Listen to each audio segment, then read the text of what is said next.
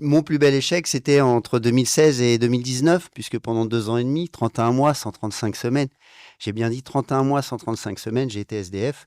Et pendant cette période de SDF, j'ai été double champion du monde. Donc effectivement, je me suis reconstruit, je me suis reformaté, je suis allé chercher la performance, j'ai évité de me morfondre.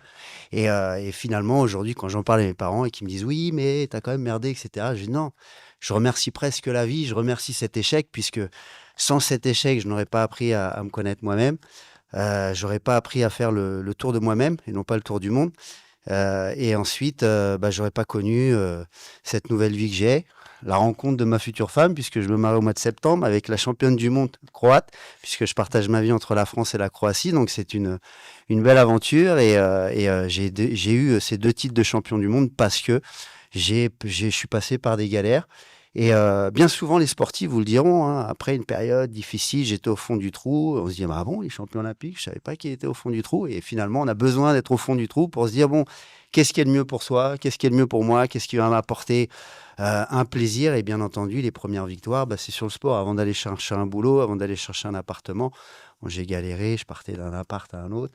C'était un peu chiant, je donnais des cours, je fermais la porte, je savais pas où j'allais après, mais je me suis dit: «J'ai au moins un objectif, une victoire». Bah, j'étais déjà champion d'Europe à l'époque et un jour, mon entraîneur, il me disait: «Bon ça va, gagne ce titre comme ça tu pourras dire, tu as été champion du monde pendant cette période» et là je me suis dit: «Ah oui, pourquoi pas? Et si j'étais champion du monde?» Alors j'essaie de chercher un appartement et je me dis: «Non» et finalement pendant la période de galère, j'ai pensé à aller chercher l'exceptionnel alors que d'habitude on pense à notre sécurité et non, je me suis dit, «Quitte à aller chercher le Graal, fais-le là maintenant et ce sera plus beau». Donc j'ai donné du sens et c'est toute cette expérience qui fait que cet échec pour moi, je remercie cet échec puisque voilà, c'est beaucoup d'or, beaucoup de médailles et je suis fier. Voilà. Bah, oui. Merci, merci.